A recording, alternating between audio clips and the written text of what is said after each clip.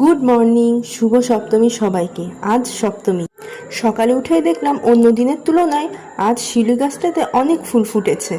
এজন্যই আগে চলে গেলাম ফুল কোড়াতে। ফুল কোড়ানোর পরে আমি এসে রেডি হয়ে নিলাম।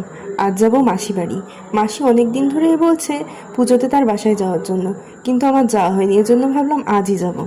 আকাশের এই তুলোর মতো মেঘ দেখলেই বোঝা যায় এখন শরৎকাল। মেঘ দেখতে দেখতে পৌঁছে গেলাম মন্দিরে। যেয়ে দেখি মাসি মন্দিরেই ছিল। মন্দিরটাতে অনেক বড় একটা বট গাছ আছে। বট গাছের পাশে কাল ষষ্ঠী পুজোর আয়োজন করা হয়েছে। মন্দিরে ঢুকেই দেখি মাসি নৈবেদ্য সাজাচ্ছিল, পাশাপাশি অন্যরাও পুজোর আয়োজন করছিল। আমি যাওয়ার পর আমাকে এতগুলো ফুল দেওয়া হয়েছিল মালা গাঁথার জন্য। আমি একে একে 5টা মালা গেঁথে নিয়েছিলাম আর ঘট আর ডাবে সিঁদুর লাগিয়ে দিচ্ছিলাম।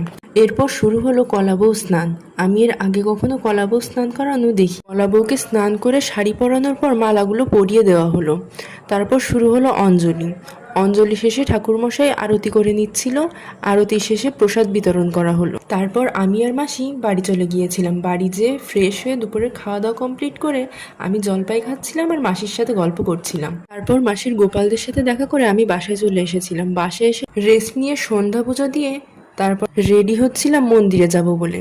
আমার সাথে মাও রেডি হচ্ছিল। তারপর দুইজনে রেডি হয়ে বেরিয়ে গেলাম মন্দিরে যাওয়ার জন্য।